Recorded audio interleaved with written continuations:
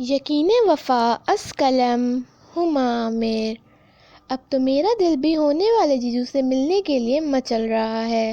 سجل کی زبانی عزت کی تعریفیں سن سن کر اشال نے اشتیاق سے بھرپور لہجے میں کہا، ایزی بہت گڈ لکنگ اور ویل مینرڈ ہیں۔ سجل نے مزید کہا، وہ تو ہونا ہی ہے، تایا جی نے منتخب کیا ہے۔ ہونے والے داماد کو سونے پر سہاگا موصوف بیرون ملک سے MBA کی ڈگری لے کر لوٹے ہیں۔ اشال بنا دیکھے ہی عزت افریدی سے متاثر ہو گئی تھی، جبکہ سجل مسلسل مسکرا رہی تھی۔ میری ملاقات تو شاید منگنی کی تقریب میں ہی ہوگی، اشال نے مایوسی سے کہا۔ منگنی میں 4 دن باقی تھے، ایزی شام کو مجھے لینے آ رہے ہیں، شاپنگ کر جانا ہے، سجل نے بتایا۔ پھر تو میری ملاقات پکی ہے، اشال نے جوش سے کہا، مگر یہ ممکن نہ ہوا۔ عزت آفریدی کے آنے سے پہلے فری خالہ کا بیٹا شایان اسے اپنی گاڑی میں لینے کے لیے آ گیا۔ فری خالہ نے بھانجی کو بلوایا تھا ملنے کے لیے، خالہ سے ملے بنا کراچی لوٹ جائے۔ خالہ نے اس دفعہ بھی اس کا استقبال پرجوش انداز میں کیا۔ اشال خالہ کی لاڈلی بھانجی تھی۔ خالہ نے دوپٹہ سلیقے سے سر پر جما رکھا تھا۔ خالہ کو دیکھ کر اسے مما کا بے باک انداز اور عریاں لباس یاد آ گیا۔ سلیو لیس کسا ہوا بلاؤز اور ڈیپ گلا، کتنا فرق ہے دونوں بہنوں میں، اس نے دل ہی دل میں سوچا۔ پھر سر جھٹک کر شایان کی جانب متوجہ ہوئی، جو بھوک لگنے کی وجہ سے شور کر رہا تھا۔ خالہ کے ساتھ وہ بھی کچن میں آ گئی۔ سجل کیسی ہے؟ خالہ پوچھ رہی تھی۔ وہ خالہ کے ساتھ ان کے بیڈ روم میں آ گئی۔ بیڈ پر لیٹے لیٹے خالہ نے اس سے ڈھیروں باتیں کی، بس نہیں پوچھا تو اپنی بہن کے بارے میں کچھ نہیں پوچھا۔ جانے دونوں بہنوں کے درمیان کون سی خلش تھی جس سے اشال ناواقف تھی؟ فری خالہ ہی نہیں، دادی یا تایا جی بھی مما کا ذکر نہیں کرتے تھے۔ اگر وہ لوگ مما کے وجود سے نالاں تھے تو دوسری جانب بھی ان لوگوں سے اتنی ہی بیزار تھی، بلکہ وہ بے انتہا کوششوں کے باوجود اشال کو ان رشتوں سے بدگمان نہیں کر پائی تھی۔ کبھی کبھی اسے لگتا تھا کہ مما ان لوگوں سے خوف زدہ ہیں۔ خالہ سے باتیں کرتے کرتے نہ جانے کب اس کی آنکھ لگ گئی۔ آنکھ کھولی تو دیکھا شام اپنے پر پھیلا چکی تھی، خالہ کمرے میں موجود نہیں تھی۔ ہاتھوں سے بالوں کو ٹھیک کرتی ہوئی وہ کمرے سے باہر نکل آئی۔ کچن سے خالہ کی بولنے کی آواز آ رہی تھی، آپ نے مجھے جگایا کیوں نہیں؟ اس نے کچن کے دروازے پر رک کر خالہ سے پوچھا۔ فری خالہ نے گردن موڑ کر اسے دیکھا، پھر مسکرائی، تم سوتے ہوئے اتنی پیاری اور معصوم لگ رہی تھی کہ میرا دل ہی نہیں چاہا کہ تمہاری نیند خراب کروں۔ خالہ نے پیار سے اسے دیکھا تو وہ انہیں دیکھتی رہ گئی۔ میں نے تمہارے پسندیدہ سینڈوچز بنائے ہیں، تم لیونگ روم میں چلو، میں چائے لے کر آ رہی ہوں۔ وہ مگوں میں چائے انڈیل رہی تھی۔ چائے کے دوران وہ کہنے لگی، زری تمہارا بھی رشتہ طے کر دیتی تو اچھا ہوتا۔ بلا ارادہ ان کے منہ سے زری کا نام نکل گیا، پھر انہوں نے اپنے لب پینچ لیے جیسے کہ اس کا نام لینا گناہ ہے۔ خالہ مجھے ابھی شادی نہیں کرنی ہے، اس نے منہ بنایا۔ پڑھائی تم مکمل کر چکی ہو، کیا کوئی اور سلسلہ ہے؟ خالہ کا انداز دوستانہ تھا۔ او نو خالہ، اسے ہنسی آ گئی، ایسی کوئی بات نہیں ہے، اس نے ہنستے ہوئے کہا۔ یہ پیار، محبت، عشق اپنی سمجھ کے باہر کے روگ ہیں۔ البتہ میں مما کے منتخب کردہ شخص سے آنکھیں بند کر کے شادی نہیں کروں گی، میرے لائف پارٹنر کو میرا بن کر رہنا پڑے گا۔ جگہ جگہ منہ مارنے والے کمزور کردار کے مردوں سے مجھے نفرت ہے۔ اس کے لہجے میں تلخی تھی۔ اسے مما کے حلقۂ احباب کے مرد حضرات یاد آ رہے تھے، جو اپنی بیویوں کو چھوڑ کر مما کے حسن کے قصیدے پڑھتے تھے، ان کی باہوں میں باہیں ڈال کر رقص کرتے تھے۔ یہ سب اشال کے لیے شرمناک تھا، مگر وہ اپنی ماں کی زندگی کا یہ کمزور پہلو کسی کے ساتھ ڈسکس نہیں کر سکتی تھی۔ یہ دکھ اندر ہی اندر اسے زہریلے ناگ کی طرح ڈستا رہتا تھا۔ اس وقت بھی شادی کا ذکر آتے ہی اسے یہ سب یاد آ گیا۔ تمہارا شریک سفر یقیناً ایک بہترین مرد ہوگا، میری دعائیں تمہارے ساتھ ہیں۔ عزت آفریدی بھی ایک بہترین اور شاندار شخص ہے۔ شایان کے ساتھ اچھے تعلقات ہیں اس کے، دونوں نے ایک ہی اسکول سے پڑھا ہے۔ بعد ازاں عزت انگلینڈ چلا گیا تھا۔ ویسے بھی مجھے سجل کی طرف سے کوئی فکر نہیں تھی، ارمان بھائی اور تمہاری دادی سجل کا بھلا ہی سوچیں گے۔ تمہیں بھی عزت آفریدی جیسا اچھا ہمسفر مل جائے تو میری فکر دور ہو جائے۔ آپ تو ہاتھ پاؤں بچھا رہی ہیں خالہ، شایان ہاشمی جیسے اچھے انسان کی ماں ہو کر آپ باہر کے لڑکوں کی مدح سرائی کر رہی ہیں۔ اس نے شایان کو آتے دیکھ لیا تھا، تب بھی شرارتاً کہا، مجھے تو تم معاف رکھو، مجھے فی الحال شادی نہیں کرنی، میرا کوئی نام بھی نہ لے۔ شایان جو کہ نزدیک آ گیا تھا، خالہ کے برابر میں صوفے پر تکتے ہوئے گویا ہوا، ہاں ایشو، یہ شایان تو شادی کے نام بھی نہیں لینے دیتا۔ خالہ نے گویا گلہ کیا، شایان تم کہیں کمیٹڈ ہو؟ اس نے کھوجنا چاہا تو شایان جھنجھلا گیا، اگر ایسا بھی ہے بھی تو تمہیں کیوں بتاؤں؟ شایان کا سپاٹ انداز دیکھ کر اس کے چہرے کی رنگت متغیر ہو گئی، جسے دیکھ کر خالہ نے شایان کو تنبیہی انداز میں گھورا، ایسا کچھ بھی نہیں ہے ایشو، تم خیال مت کرنا۔ تمہاری دادی بیگم کے کیا حال چال ہیں؟ خالہ نے موضوع بدل دیا۔ دوسرے دن شایان اسے واپس چھوڑ گیا۔ اس مرتبہ بھی شایان اسے گیٹ پر چھوڑ کر چلا گیا۔ اشال کے بے حد اصرار کے باوجود وہ گھر کے اندر نہیں آیا تھا۔ تائی جی نے ڈھولکی رکھوائی تھی۔ سجل کی سہیلیوں اور تائی جی کی بھانجیوں کے ساتھ مل کر اشال نے خوب رنگ جمایا تھا۔ رات گئے تک لڑکیوں نے رونق لگا رکھی تھی۔ دادی کے ٹوکنے پر ہی انہیں سونے کا خیال آیا تھا۔ دوسرے روز منگنی بھی سجل اپنی دوست لیلا کے ساتھ پارلر چلی گئی تھی۔ تقریب کا انتظام لان میں ہی کیا گیا تھا۔ تائی جی نے اشال کے لیے بطور خاص جوڑا بنوایا تھا، پاؤڈر پنک کلر کا خوب گھیر والا فراک اور چوڑی دار پاجامہ۔ فراک پر سفید رنگوں کا کام بنا ہوا تھا، 3 رنگوں میں رنگا بڑا سا بنارسی دوپٹہ لیے لائٹ میک اپ کیے وہ بے حد حسین لگ رہی تھی۔ کانوں میں سفید بڑے بڑے جھمکے ڈال رکھے تھے۔ سجل بھی کچھ کم نہیں لگ رہی تھی، البتہ دونوں کو دیکھ کر یہ اندازہ لگانا مشکل تھا کہ وہ دونوں جڑواں ہیں۔ خالہ مقررہ وقت پر آ چکی تھی، پر آج بھی شایان انہیں گیٹ پر چھوڑ کر جا چکا تھا۔ خالہ نے بتایا کہ وہ کسی دوسری جگہ مدعو ہے۔ لان میں بے حد خوبصورت اسٹیج سجایا گیا تھا۔ سجل اور عزت افریدی اسٹیج پر ایک دوسرے کے پہلو میں برجمان تھے۔ عزت افریدی کے قصیدے اشال گزشتہ کئی دنوں سے سن رہی تھی، آج اسے دیکھ بھی لیا۔ ایک پل کو تو اس کے دل کی دھڑکن تھم سی گئی۔ اس نے بری طرح ڈپٹا تھا، یہ کہہ کر کہ یہ شخص اس کی بہن کا مقدر ہے۔ اس کی سحر انگیز شخصیت نے اس پر کچھ سحر سا پھونک رہی تھی۔ بڑی دقتوں سے اس نے خود کو سحر زدہ ہونے سے روکا۔ تائی جی کے پکارنے پر وہ سج دھج کر اسٹیج پر چڑھنے لگی۔ اس کی نظریں سجل پر تھی، جو عزت کی کسی بات پر مسکرا رہی تھی۔ اس کا بلیو بھاری کام والا فراک اور چوڑی دار پاجامے کے ساتھ دوپٹہ سر پر ٹکائے اس کا نمکین روپ غضب ڈھا رہا تھا۔ گہری سیاہ آنکھوں کے دیپ جھلملا رہے تھے۔ اشال نے دل ہی دل میں اس کی مسکراہٹ کے قائم رہنے کی دعا مانگی۔ تائی جی نے جب عزت سے اشال کا تعارف کروایا تو عزت اسے باغور دیکھتے ہوئے سوچتا رہ گیا کہ اشال اور سجد میں ذرا بھر بھی مشابہت نہیں تھی۔ کیا سوچنے لگے آپ؟ اشال نے اسے متوجہ کیا۔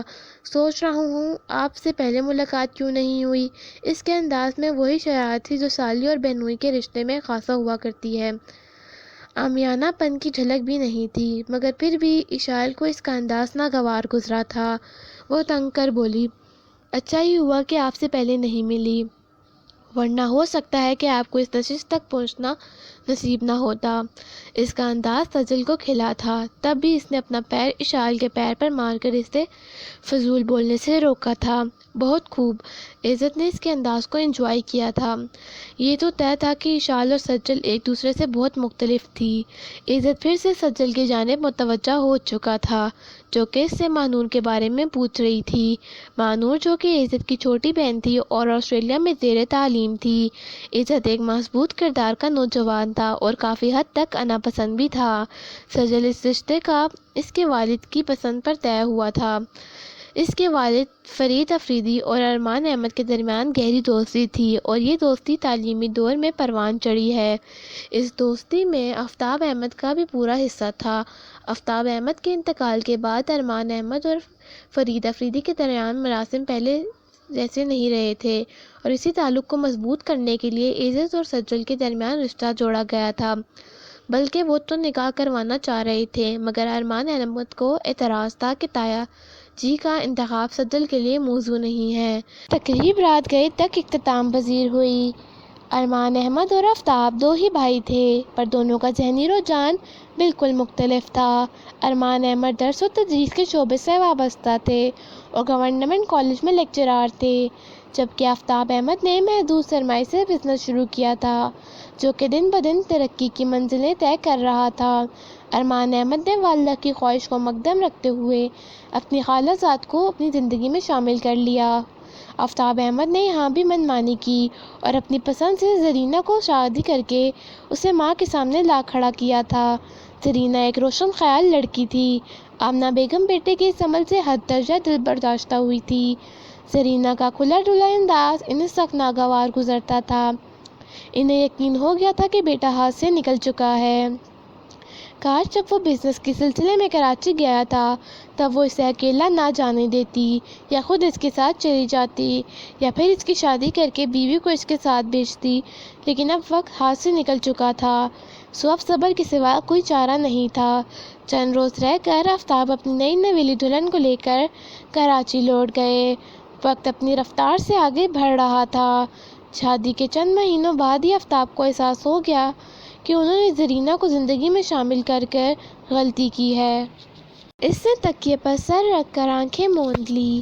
آنکھیں بند کر کے پیچھے وہ دلنشین چہرہ مسکرانے لگا جس کی سنہری آنکھیں لو دے رہی تھی۔ اس نے فوراً آنکھیں کھول دی۔ ہشت، وہ سجل کی بہن ہے، تمہاری منگیتر کی بہن۔ یہ بے ایمانی نہیں چلے گی عزت آفریدی۔ اس نے خود کو گھورا۔ خواب دیکھتے ہیں تو سجل آفتاب کے خواب سجاؤ، اشعال آفتاب کے نہیں۔ اشعال تمہارے لیے شجر ممنوع ہے۔ اس نے دوسرا تکیہ منہ پر رکھا اور سونے کی کوشش کرنے لگا۔ کچھ دیر بعد ہی وہ نیند کی وادیوں میں کھو چکا تھا۔ اشعال کی کراچی واپس جانے میں چند روز باقی تھے۔ گریجویشن کے بعد وہ اپنی ایک دوست کی بوتیک کے لیے ڈریس ڈیزائن کرتی تھی۔ سجل چاہتی تھی کہ وہ مزید کچھ دن رک جائے، لیکن وہ رضامند نہ تھی۔ بڑی مشکل سے وہ سجل کی ناراضگی دور کر پائی تھی۔ دراصل وہ عزت آفریدی کا سامنا نہیں کرنا چاہتی تھی، کیونکہ جانتی تھی کہ جب تک عزت آفریدی شہر میں ہے وہ سجل سے ملنے تو آئے گا ہی، اور یہی وجہ تھی کہ وہ جلد واپس جانا چاہتی تھی۔ اگر تم نہیں رکنا چاہتی ہو تو میں مجبور نہیں کروں گی، لیکن تمہیں میرے ساتھ شاپنگ کے لیے چلنا ہوگا۔ میں تمہیں شاپنگ کروانا چاہتی ہوں۔ یہ الفاظ تائی جی نے اس وقت ادا کیے جب انہیں پتہ لگا کہ اشعال اب رکنے والی نہیں ہے۔ تائی جی کے الفاظ سن کر اشعال و سجل دونوں ہی پرجوش ہو گئی۔ دادی کو بتا کر وہ تینوں گھر میں موجود گاڑی میں روانہ ہوئی۔ گاڑی اشعال ڈرائیو کر رہی تھی۔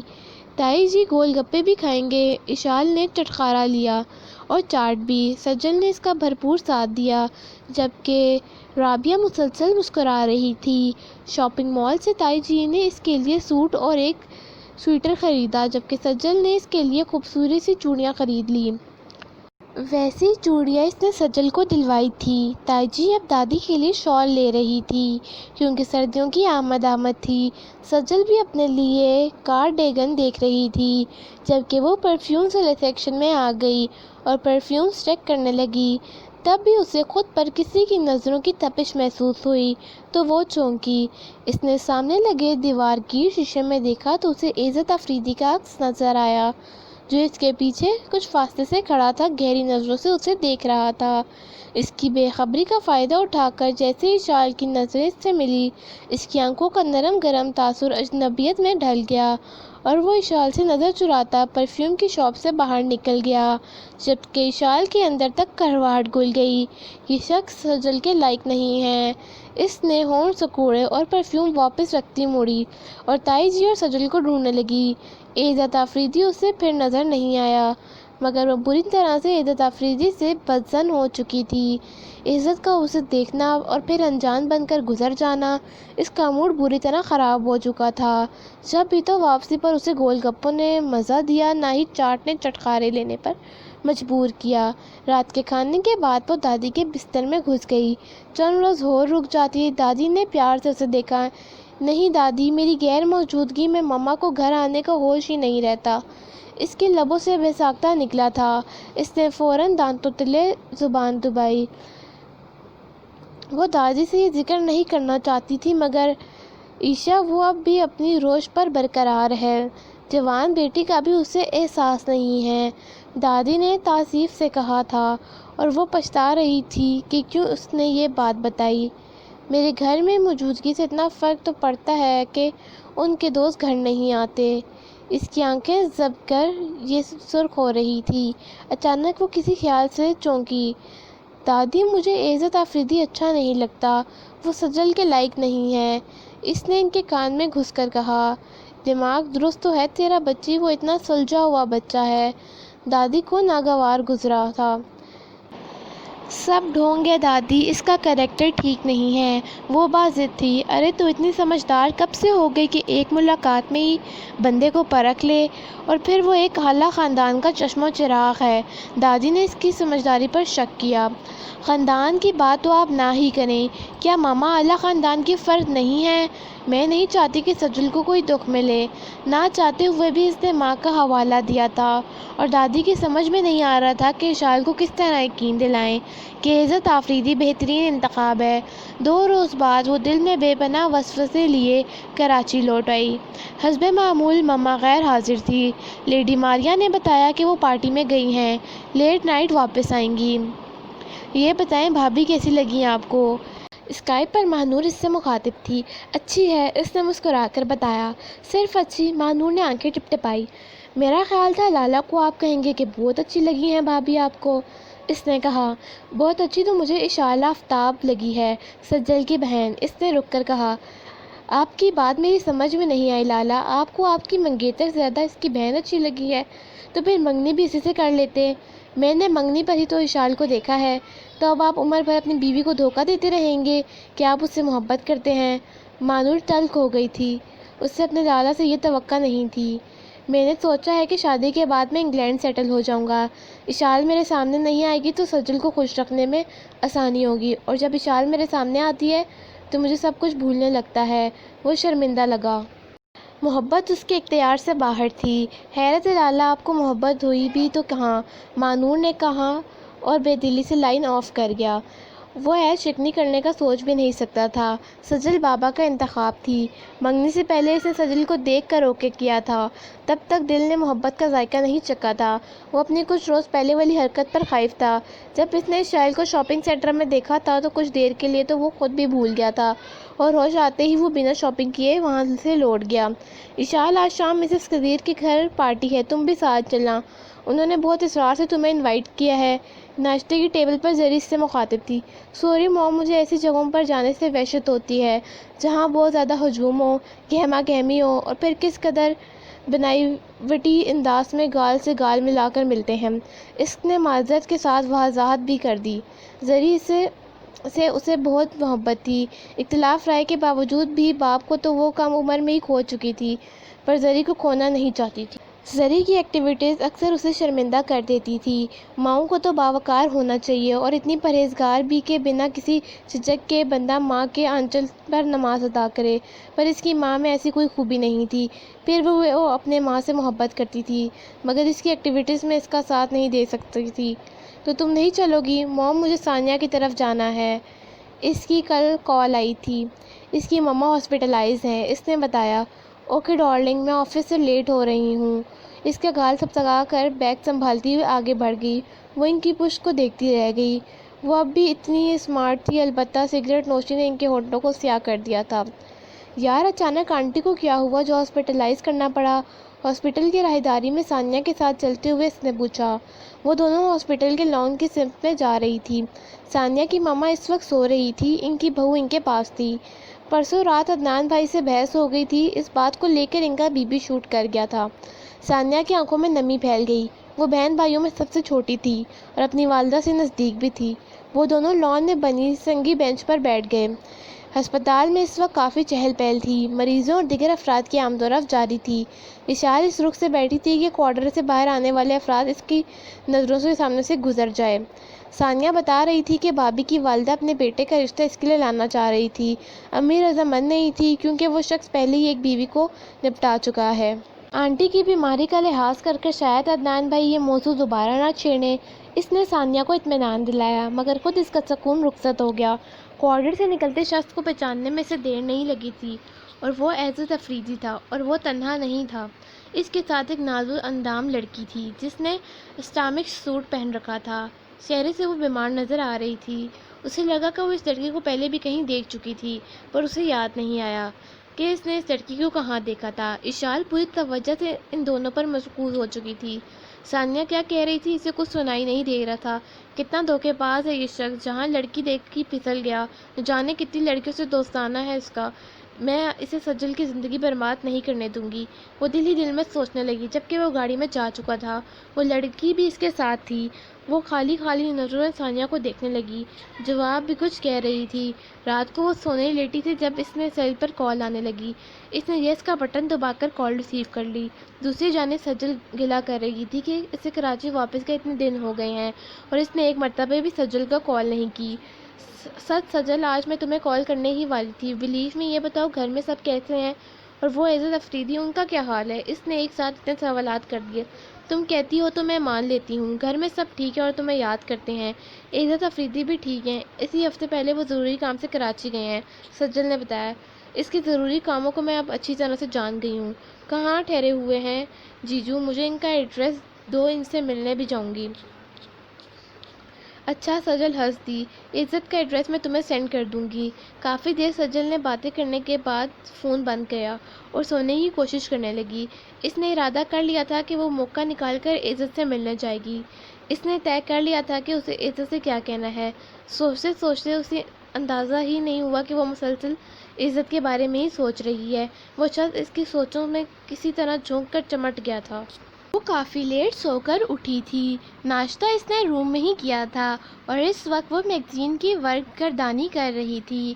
دروازہ کھول کر ملازمہ داخل ہوئی اور اس نے ثانیہ کی آمد کا بتایا تو اشال نے ثانیہ کو کمرے میں بھیجنے کا کہا۔ اس نے اپنے حلیے پر نظر ڈالی، وہ رات والے ڈریس میں تھی۔ پہلے سوچا کہ لباس تبدیل کر لے، مگر پھر کاہلی سے بیڈ پر نیم دراز ہو گئی اور پھر سے میگزین پر نظر ڈالی۔ کالج آف ہونے کے بعد اکثر و بیشتر ثانیہ کی طرف آ جاتی تھی، کبھی وہ بھی ثانیہ کی طرف چلی جاتی تھی اور وہ دل چاہ رہا تھا تمہیں چوم لوں۔ ثانیہ نے کمرے میں داخل ہونے کے بعد اس کا جائزہ لیا اور پھر لوفرانہ انداز اختیار کیا، جس پر اشال جھیم گئی۔ بکواس بند کرو، بہت بولنے لگی ہو۔ او نہیں یار، تو واقعی قیامت لگ رہی ہے۔ کیسے زحمت کی یہ بتاؤ؟ اشال نے موضوع بدلا۔ تمہیں بتایا تھا کہ میڈم عالیہ ریٹائرمنٹ لے کر آسٹریلیا جا رہی ہیں، ان سے ملنے چلو، پر تم نہیں مانی، سو میں آج ان سے مل کر آ رہی ہوں۔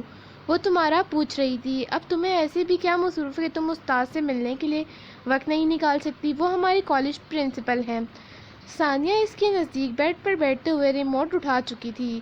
دیکھوں گی یار، آج تو بالکل دل نہیں چاہ رہا۔ اس نے جمائی روکی۔ کل ضرور چلی جانا، ثانیہ نے تاکید کی۔ اوکے، اب سر مت کھاؤ، چلی جاؤں گی۔ کیا منگواؤں تمہارے لیے؟ اسے ثانیہ کی تواضع کا خیال آیا۔ میرا خیال ہے کافی ٹھیک رہے گی، اور ساتھ میں سینڈوچ بھی۔ ثانیہ نے پیپر سمیٹ کر بیڈ پر رکھ لیے۔ اشال انٹر کام پر ملازمہ کو ہدایت دینے لگی۔ اشال دوسرے روز سجل کے بتائے گئے ایڈریس پر گئی تو وہاں سے مایوس لوٹی۔ بنگلے کے چوکیدار نے کہا کہ صاحب گھر پر موجود نہیں ہیں۔ اس پر جھنجھلاہٹ سوار ہو گئی۔ اس نے گاڑی کو کالج کی جانب موڑ لیا تاکہ پرنسپل سے ملاقات ہو جائے۔ عزت آفریدی پھر کسی حسینہ کے ساتھ رنگ رلیاں منا رہا ہوگا، میں اس سے زیادہ کھیل کھیلنے نہیں دوں گی، اس نے اذان کچکچا کر سوچا تھا۔ آج کل عزت آفریدی ہر وقت اس کے حواسوں پر چھایا رہتا تھا، بس کسی طرح اسے سجل کی زندگی برباد کرنے سے روک دے۔ اس نے آلٹو گیٹ کے پاس پارک کی اور خود کار سے باہر نکل آئی۔ میڈم سے ملاقات خوشگوار رہی تھی۔ میڈم عالیہ نے اسے تعلیم جاری رکھنے کا مشورہ دیا تھا، جس پر عمل کرنے کا اس کا ارادہ نہیں تھا۔ چند ایک دوسری ٹیچر سے بھی اس نے ملاقات کی اور پھر کالج گیٹ کی جانب آ گئی۔ اپنی گاڑی میں بیٹھتے ہوئے اس نے دیکھا کہ سفید کرولا کالج گیٹ سے نکل رہی تھی۔ فرنٹ سیٹ پر وہی لڑکی تھی جسے اس نے اب پہچان لیا تھا۔ ڈرائیونگ سیٹ پر بیٹھا ہوا شخص وہ تھا جس نے اس کا سکون غارت کر رکھا تھا۔ سفید کرولا آگے بڑھ چکی تھی۔ اشال نے بھی اپنی آلٹو احتیاط کے ساتھ کرولا کے پیچھے لگا دی۔ آج تو عزت آفریدی تمہیں رنگے ہاتھوں پکڑوں گی۔ وہ مہارت سے کرولا کا پیچھا کر رہی تھی۔ کرولا کا رخ ہاؤسنگ سوسائٹی کی جانب تھا۔ اشال نے قیاس لگایا کہ وہ اس لڑکی کے گھر جا رہا تھا، تب بھی سگنل پر اسے گاڑی روکنا پڑی۔ عزت کی گاڑی بھی کچھ آگے جا کر رک گئی تھی۔ درمیان میں دو گاڑیاں اور بھی تھیں۔ اشال پر امید تھی کہ آج عزت بچ نہیں سکے گا۔ پھول لے لو، ایک لڑکا کھڑکی میں ہاتھ ڈالے کھڑا تھا۔ وہ اس سے منع کرتے کرتے رکی اور پھر پھول اس کے ہاتھ سے لے کر ڈیش بورڈ پر رکھ کر اس نے سائڈ پر رکھا، اپنا بیگ کھولا اور پیسے نکالنے لگی۔ پیسے نہیں چاہیے مس جی، لڑکا دان نکوس رہا تھا۔ ہائے، تو پھر یہ گجرے کس لیے؟ اس نے لڑکی کو گھورا جس کی عمر 17-18 سال لگ رہی تھی۔ وہ جی تحفہ سمجھ کر رکھ لیں، آپ بہت خوبصورت ہیں جی۔ وہ لڑکا اسے میٹھی میٹھی نظروں سے دیکھ رہا تھا جبکہ اشال کا میٹر گھوم گیا۔ اس کی یہ اوقات رہ کسی کے سگنل پر گجرے بیچنے والا اس پر لائن مارے گا۔ دماغ درست ہے تمہارا، پکڑو اپنے گجرے اور دفع ہو جاؤ ورنہ ابھی پولیس کو بلا کر اندر کروا دوں گی۔ پھر تھانے میں بیٹھ کر جس کو مرضی تحفے دینا یا پھر تھانے دار کی حسن کے قصیدے پڑھنا۔ غضب خدا کا، سگنل پر کھڑے ہو کر تم یہ کام کرو گے؟ اس کے دماغ نے کام کرنا چھوڑ دیا تھا جب بھی وہ تیز لہجے میں چیخ رہی تھی۔ لڑکا اس کا موڈ دیکھتا ہی کھسک گیا۔ گجرے بھی سڑک پر پڑے اپنی قسمت پر نوحہ کنا تھے۔ سگنل کی بتی سبز ہو چکی تھی، گاڑیاں رواں ہو چکی تھی، ایک اشال ہی تھی جو اب بھی بڑبڑا رہی تھی۔ اب سڑکوں پر اس طرح کی لو سٹوری بھی بنے گی، گجرے بیچنے والا لڑکا اور گاڑی میں بیٹھی حسینہ۔ وہ شاید مسلسل بولتی رہتی مگر اس کی آلٹو کے پیچھے کھڑی گاڑی کا ہارن مسلسل بج رہا تھا تو اس نے اپنے حواسوں کو یکجا کیا اور گاڑی آگے بڑھا دی۔ سڑک پر دور دور تک سفید کرولا کا نام و نشان تک نہیں تھا۔ اشال کے چہرے کی رنگت غم و غصے کے باعث سرخ ہو رہی تھی، نقوش میں تناؤ محسوس ہو رہا تھا۔ اسے سمجھ نہیں آ رہا تھا کہ کس بات کا زیادہ غم کرے، پھول بیچنے والے لڑکے کی ہمت پر یا عزت افریدی کے بچ نکلنے پر۔ گھر میں حسب معمول سب بول رہے تھے، وہ بھی کمرہ بند کر کے بیٹھ گئی۔ رات کا کھانا بھی اس نے کمرے میں ہی کھایا تھا۔ ماما اب تک واپس نہیں آئی تھی۔ آج صبح سے ہی اس کے ساتھ کچھ نہ کچھ غلط ہو رہا ہوتا۔ صبح ملازمہ نے کپڑے پریس کرتے ہوئے اس کے نئے سوٹ کی شرٹ جلا دی، پرفیوم اسپرے کرتے ہوئے بوتل اس کے ہاتھ سے گر کر ٹوٹ گئی، پھول بیچنے والے لڑکے کی دیدہ دلیری نے مزید اس کا موڈ خراب کر دیا۔ سونے پر سہاگا عزت افریدی اس لڑکی سمیت بچ نکلا تھا۔ رات کے 12 بجے تھے اور اب تک موم کی واپسی نہیں ہوئی تھی۔ وہ بے قراری سے کمرے میں یہاں وہاں ٹہل رہی تھی۔ کچھ خیال آنے پر اس نے موم کا سیل نمبر ملایا جو کہ حسب توقع بند آ رہا تھا۔ اب اگر وہ ان سے پوچھے گی کہ موم موبائل کیوں بند آ رہا تھا تو وہ جواب میں کہیں گی کہ سگنل نہیں آ رہے تھے یا پھر بیٹری ڈاؤن ہو گئی تھی۔ رات کے 2 بجے آفتاب منزل کے گیٹ پر گاڑی رکنے کی آواز سن کر اشال کھڑکی کا پردہ سرکا کر کھڑی ہو گئی۔ وہ گاڑی مما کی نہیں تھی مگر اس میں سے مما ہی باہر آئی تھی اور انہیں سہارا دینے والا بازو رضوان گوریجا کا تھا۔ رضوان کی فیملی امریکہ میں سیٹل تھی۔ موم اس وقت مکمل طور پر مدہوش لگ رہی تھی۔ ایک نامحرم مرد کو اپنی ماں کے اس قدر نزدیک دیکھ کر اس کا دل چاہ کہ وہ خودکشی کر لے یا پھر کسی جنگل میں جا کر بس جائے۔ گیٹ تک چھوڑ کر رضوان اپنی گاڑی میں بیٹھ چکا تھا جبکہ موم کچھ گنگناتے ہوئے روش عبور کر رہی تھی۔ ان کے قدم ڈگمگا رہے تھے۔ اشال کھڑکی سے ہٹ کر بیڈ پر آ کر بیٹھ گئی۔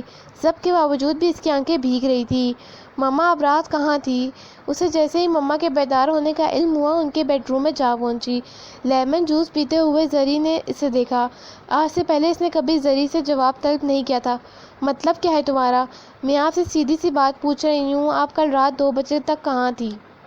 اس کا لہجہ تلخ تھا۔ میں نعیم صدیقی کے گھر پر تھی، انہوں نے جواب دیا۔ اس طرح رات گئے تک گھر سے باہر رہنا اور ڈرنک کر کے غیر مردوں کے ساتھ لوٹنا آپ کو زیب نہیں دیتا۔ آج وہ سب ادب اداب بھول گئی تھی۔ پچھلی شب محسوس کی جانے والی اذیت اسے بھولی نہیں جا رہی تھی۔ تم کس لہجے میں بات کر رہی ہو؟ کچھ احساس ہے؟ تم اپنی ماں سے مخاطب ہو؟ ان سے اشال کا انداز ہضم نہیں ہو رہا تھا۔ احساس ہے جب بھی تو سہا نہیں جا رہا۔ مجھ سے اور ماں کب ایسی ہوتی ہے؟ آپ نے کب میرے لیے اپنی راتوں کی نیند برباد کی ہے؟ میری وجہ سے اپنی ذات پر تکلیف جھیلی ہے، میری شب و روز میں دلچسپی لی ہے؟ اس کا لہجہ ٹوٹ پھوٹ کا شکار تھا۔ آپ کو تو یہ تک نہیں پتہ کہ مجھے کھانے میں کیا اچھا لگتا ہے۔ آپ کو تو یہ بھی نہیں معلوم کہ اپنے اسکول کے رزلٹ پر پیرنٹس سگنیچر والی جگہ پر آپ کے سائن میں خود کرتی تھی۔ آپ نے بس مجھے پیدا کرنے کی زحمت کی ہے۔ اس کی آنکھیں دھواں دھواں ہو رہی تھی۔ ایسی کیا قیامت آ گئی ہے اگر میں نے نشہ کر لیا یا اپنی تنہائی ہانٹنے کے لیے کچھ دوست بنا لیے؟ میں چاہتی تو آفتاب کے مرنے کے بعد دوسری شادی کر لیتی، لیکن میں نے تمہارے خاطر دوسری شادی نہیں کی۔ زری کا لہجہ پست تھا۔ بہتر تھا کہ آپ دوسری شادی کر لیتی۔ آج جس غلاظت میں اتر چکی ہیں، جسے دیکھ کر مجھے جس قدر شرمساری ہوتی ہے، اس سے تو بچت ہو جاتی، یا پھر آپ مجھے بھی تایا جی کو دے دیتی۔ اس کا لہجہ گلوگیر ہو گیا تھا۔ کیوں دے دیتی میں تمہیں ان کو؟ انہوں نے میری ایک بیٹی تو چھین لی مجھ سے۔ اب زری کی آواز میں چھپی نمی بھی جھلک رہی تھی۔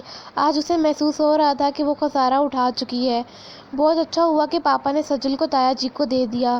مجھ سے بہت اچھی زندگی گزار رہی ہے سجل۔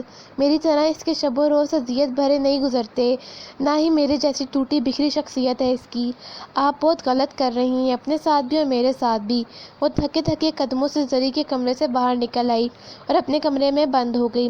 البتہ زری مقرر وقت پر آفس کے لیے نکل گئی تھی اور پھر رات بھی اس کی واپسی جلدی ہی ہو گئی تھی۔ اسے احساس ہو گیا تھا کہ اس کی روز اسے اشال کی محبت سے محروم کر دے گی۔ 2 روز بعد اشال آج کمرے سے باہر نکلی تھی۔ زری آفس جا چکی تھی۔ گھر میں صرف ملازمین ہی موجود تھے۔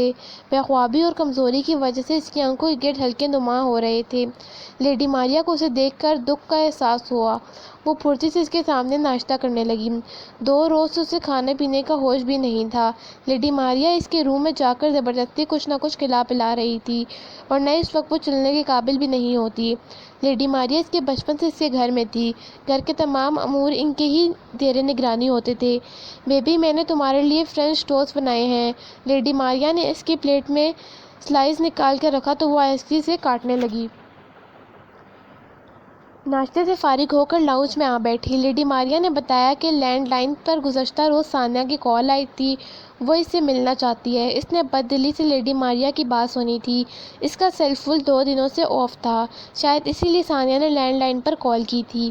جب دل گھر میں نہ بہلا تو وہ آلٹو لے کر آفتاب منزل سے نکل آئی، لیکن اس سے پہلے اس نے شاور لے کر ڈھنگ کے کپڑے ضرور پہن لیے تھے۔ اس کی گاڑی کا رخ ایک پارک کی جانب تھا۔ وہ کچھ دیر کے لیے تفکرات کو دل و دماغ سے جھٹک دینا چاہتی تھی۔ وہ ایک درخت کی چھاؤں میں بیٹھ گئی اور اس وقت پارک میں آمد و رفت بہت کم تھی۔ اشال نے درخت کے تنے سے سر ٹکا کر آنکھیں موند لیں۔ اس کے چہرے پر حزن و ملال کا تاثر چھایا ہوا تھا۔ درخت کی شاخ پر ایک کوئل بیٹھی کوک کر رہی تھی۔ اس کی آواز کانوں کو بھلی لگ رہی تھی۔ اشال کی سماعت کوئل کی کوک پر مرکوز تھی۔ اسے اسی پوزیشن میں بیٹھے جانے کتنی دیر ہو گئی تھی، اسے کوئی اندازہ نہیں تھا۔ نرم ہوا اس کے کومل سے وجود سے ٹکرا کر گزر رہی تھی۔ اسے نیند سی آنے لگی تھی۔ یکدم وہ چونک کر آنکھیں کھول بیٹھی۔ اسے محسوس ہوا کہ وہ کسی کی نظروں کی گرفت میں ہے۔ اس کا شک درست تھا۔ اس سے کچھ فاصلے پر بیٹھا شخص اسے ہی دیکھ رہا تھا۔ بنا پلکیں جھپکائے اشال کو حد تک کا احساس ہوا۔ آخر یہ مجھے کیا سمجھتا ہے؟ وہ کپڑے جھاڑتے ہوئے اپنی جگہ سے اٹھ کھڑی ہوئی۔ اس کے قدم آگے بڑھ رہے تھے اس شخص کی جانب۔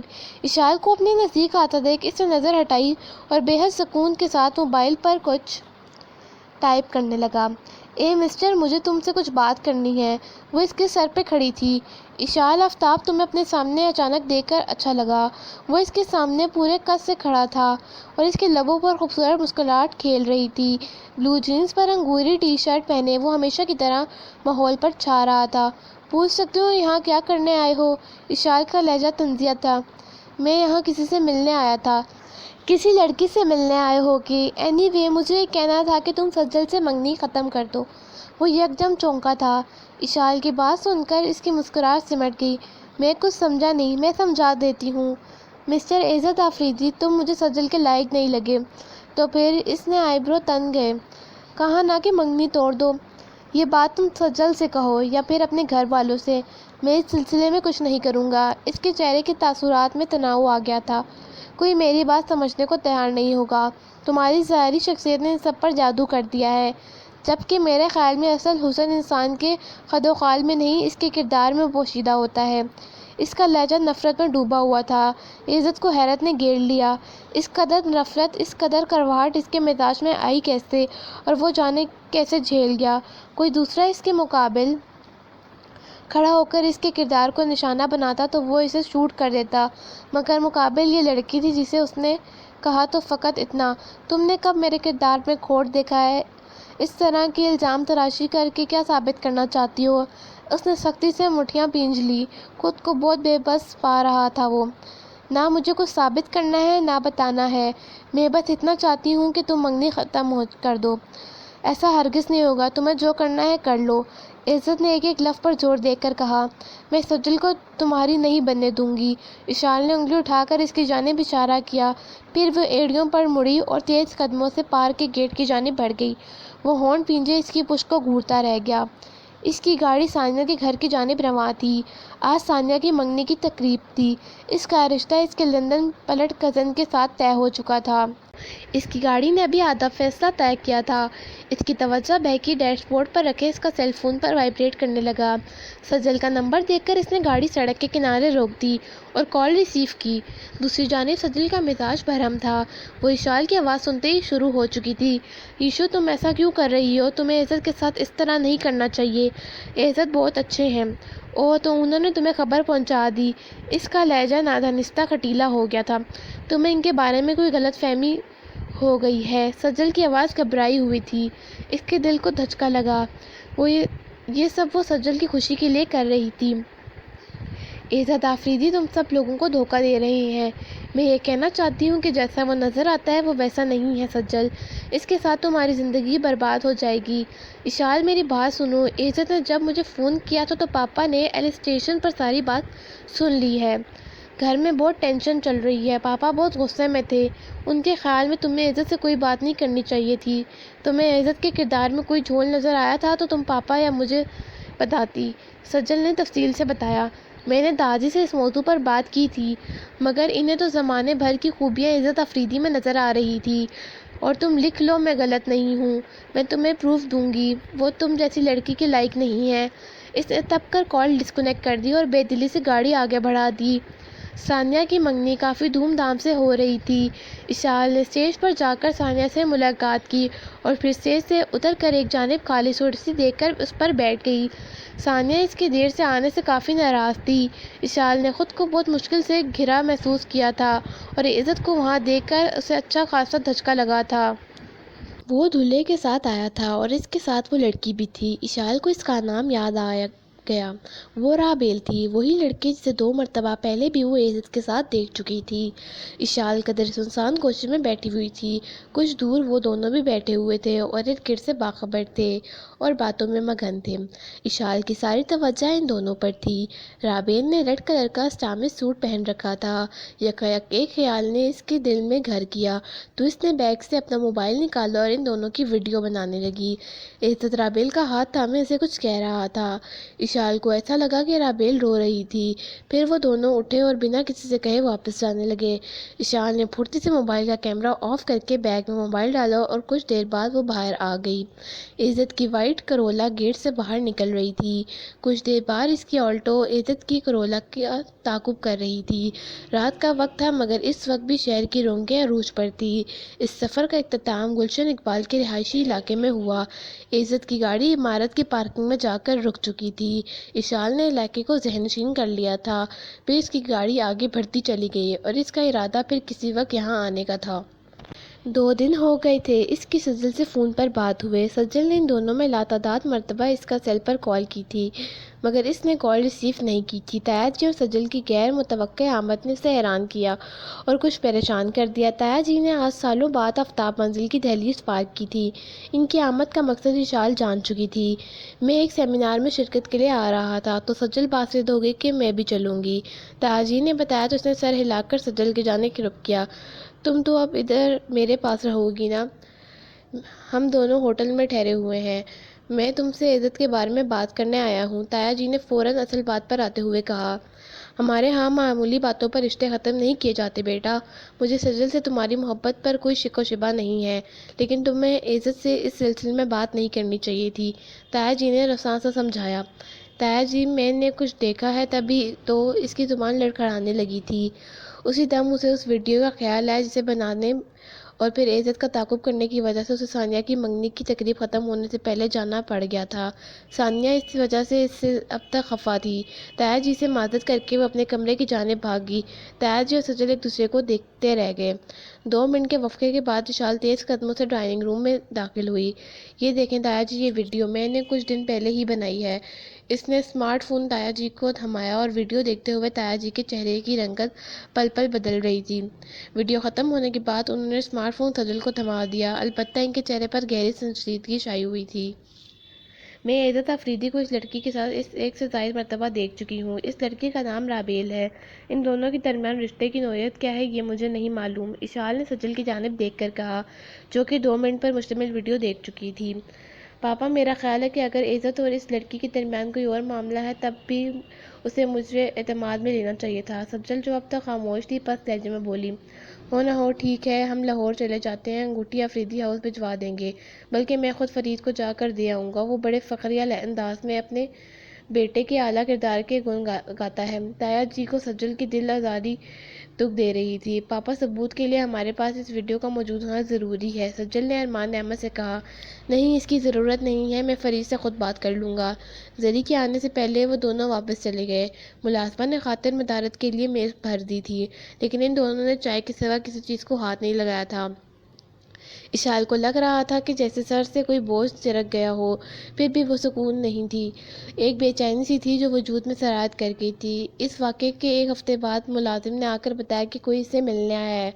جب وہ 10 منٹ بعد ڈرائنگ روم میں پہنچی تو عزت افریدی بے قراری سے ڈائننگ روم کے عین وسط میں ٹہل رہا تھا۔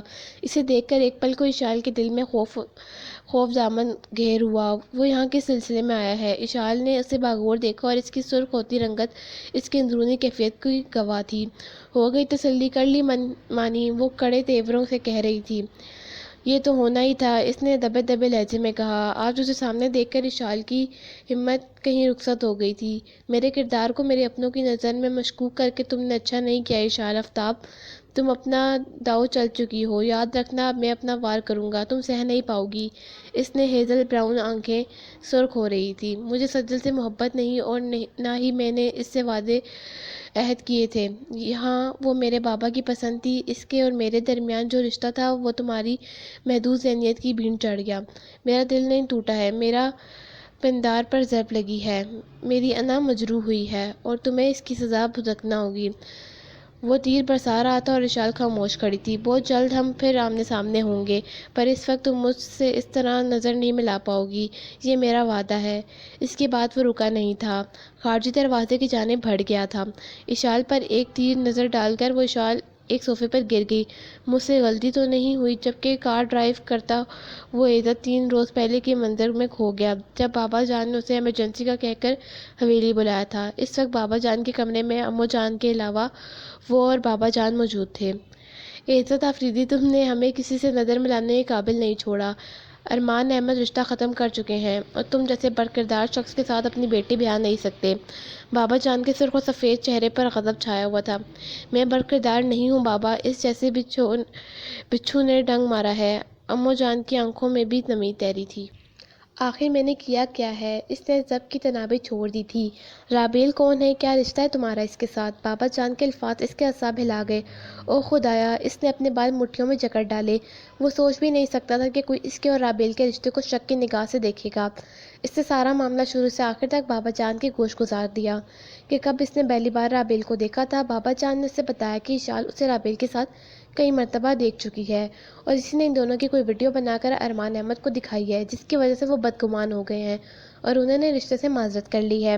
تمہاری غلطی یہ ہے کہ تم نے اپنے گھر والوں سے اس معاملے کو خفیہ رکھا۔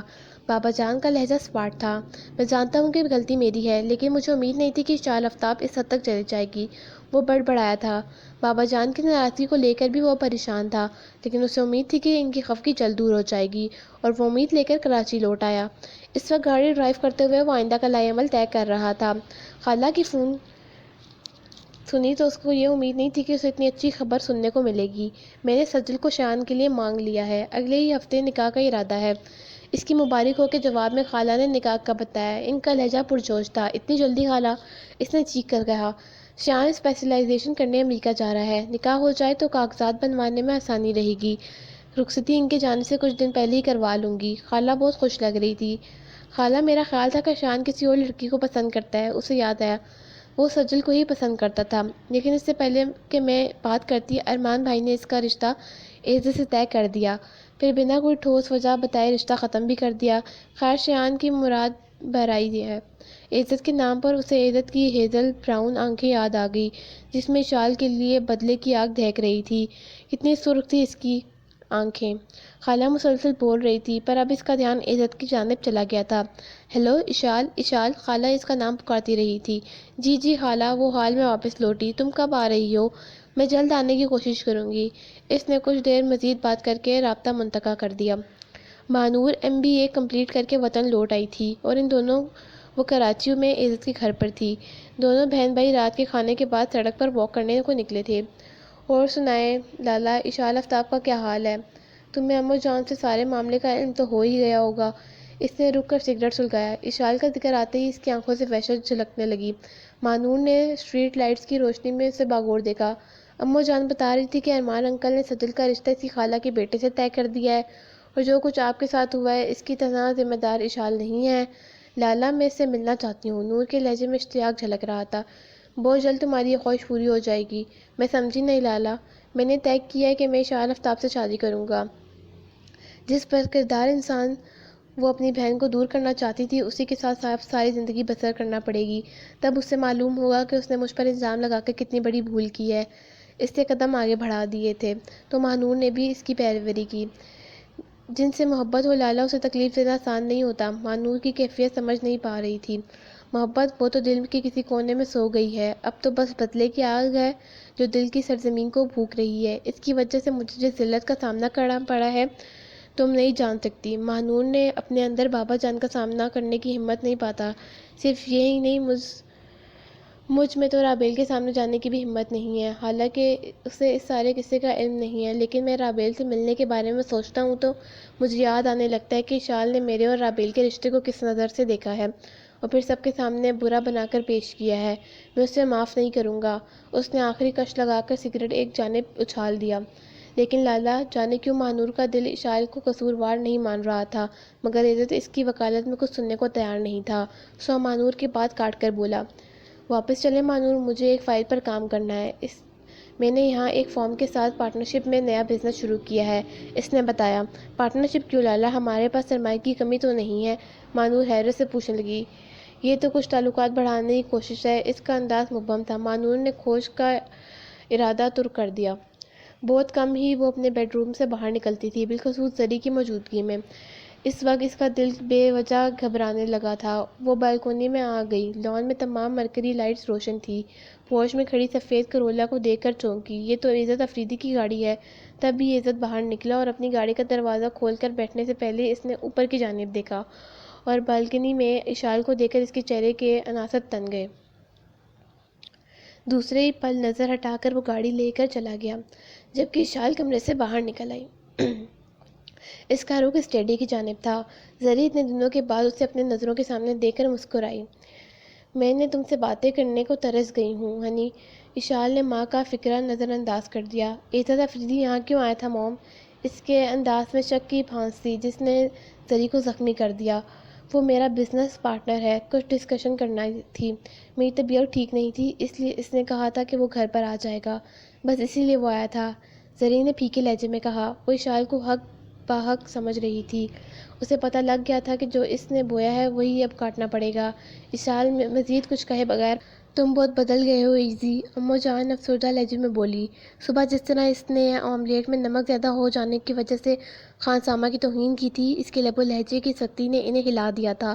ان کے گھر میں ملازموں سے ایسا رویہ نہیں روا رکھا جاتا تھا۔ پھر خان سامہ عمر میں عزت سے بہت بڑا تھا۔ گزشتہ شب وہ کراچی پہنچی تھی، انہیں مانور نے بلوایا تھا۔ اسے بھی لالا کا بدلا ہوا رویہ ہراساں کر رہا تھا۔ وہ تو بہت نرم مزاج تھا، بہت سلجھا ہوا، ہر کسی کی تکلیف کو محسوس کرنے والا تھا۔ آپ کا وہم ہے، اس نے ٹالا۔ تم بھول نہیں سکتے، سجل دنیا کی آخری لڑکی نہیں ہے، وہ ان کا لاڈلا بیٹا تھا، اور ایک لوتا بھی۔ اس کی پیدائش کے وقت پیچیدگی ہو جانے کے باعث ڈاکٹرز اس کی زندگی سے مایوس ہو گئے تھے۔ پورا افریدی خاندان اس کی زندگی کے لیے دعا گو تھا۔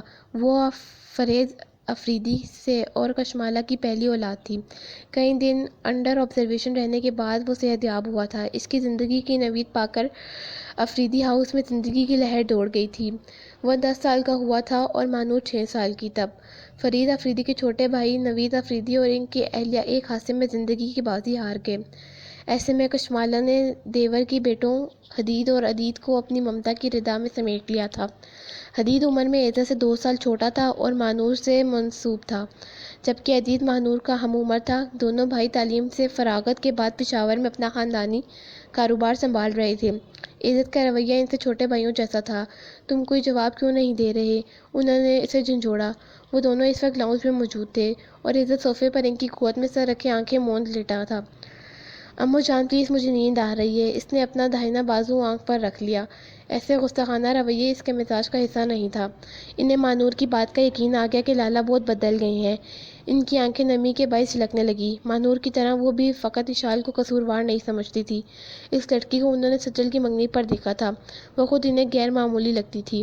لبوں پر چھٹکتی مسکراہٹ اور آنکھوں میں جزل و ملال کا جامد تاثر عزت برابر کا قصوروار تھا۔ جس نے اتنی بڑی بات اپنے گھر والوں سے چھپائی تھی۔ وہ ماں تھی، معاف کر سکتی تھی۔ ہر کسی کا ظرف ماں جیسا نہیں ہوتا۔ اس کے اور سجل کے رشتے کا تقاضا تھا کہ ایک دوسرے پر اعتماد کیا جائے، اور اس نے یہاں غفلت کا مظاہرہ کیا تھا۔ انہوں نے ایک گہری نظر اپنے بیٹے پر ڈالی۔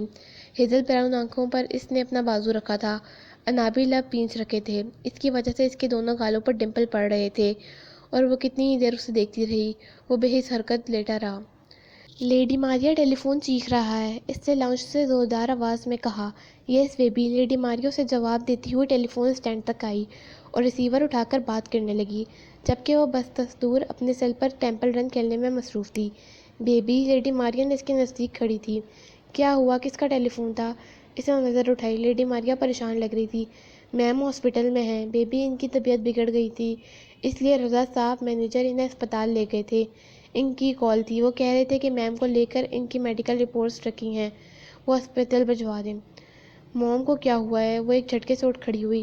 وہ کچھ عرصے زیر علاج ہیں۔ لیڈی ماریا نے نظر چرائی۔ وہ زری کے وفادار ملازمین میں شامل تھی۔ اسی دم جانے کیوں اشال کو کچھ غلط ہونے کا احساس ہوا۔ وہ تیزی سے سیڑھیاں پھلانگتی ہوئی اوپر پہنچی تھی۔ مما کے بیڈ روم میں پہنچ کر اس نے لاکر کی چابیاں ڈھونڈی، جو اسے بیڈ کی سائیڈ دراز میں مل گئی۔ لاکر میں کئی فائلیں رکھی ہوئی تھیں، زیور اور نقدی بھی تھی۔ متعلقہ فائل ڈھونڈنے میں اسے زیادہ وقت نہیں ہوا۔ نیلے رنگ کی فائل نکال کر اس نے لا کر بند کیا اور کھڑے کھڑے ہی فائل کھول کر دیکھنے لگی۔ وہ مما کی میڈیکل ٹیسٹ کی رپورٹ تھی، جن پر پچھلے ماہ کی تاریخ درج تھی۔ او خدایا، اسے چکر آنے لگے تھے تو گرنے گرنے بچی اور زمین پر بیٹھ گئی۔ مما نے اتنی بڑی بات مجھ سے چھپائی۔ وقت گزرنے کا احساس ہوتے ہی وہ اپنی جگہ سے اٹھی اور تیز قدموں سے سیڑھیاں پھلانگتی ہوئی لاؤنج میں آ گئی، جہاں لیڈی ماریا اسی جگہ کھڑی تھی جہاں وہ انہیں کچھ دیر پہلے چھوڑ کر گئی تھی۔ اس کے چہرے کی متغیر رنگت دیکھ کر وہ جان گئی کہ میم جو راز بیبی سے خفیہ رکھنا چاہتی تھی وہ بیبی پر آشکار ہو چکا ہے۔ لیڈی ماریا، میں ہاسپٹل جا رہی ہوں۔ فائل کے علاوہ اس نے اپنا بیگ لیا اور باہر نکل گئی۔ ریش ڈرائیونگ کرتے ہوئے وہ ہسپتال پہنچی تھی۔ رضا انکل اسے ہسپتال کی راہداری میں مل گئے تھے۔ رضا صاحب کے ساتھ ان کے فرم کے ساتھ گھرانے کے ساتھ بہت پرانا تھا اور آفتاب احمد کے دوست بھی تھے۔ انکل، اب موم کی طبیعت کیسی ہے؟ فائل ان کی جانب بڑھاتے ہوئے اس نے بے قراری سے پوچھا تھا۔ میڈم، اب پہلے سے بہتر ہیں اشال، میں فائل ڈاکٹر کو دے آؤں۔ وہ ڈاکٹر کے روم میں جانب بڑھ گئے اور راہداری میں کھڑی رہی۔ اسے نہیں معلوم تھا کہ موم کہاں ہے، اور جب وہ ان سے ملی تو وہ سارا غبار ڈھل گیا جو اس کے دل میں اپنی ماں کے خلاف تھا۔ یاد ہو تو فقط اتنا کہ وہ ان سے محبت ہے اور انہیں کھونا نہیں چاہتی۔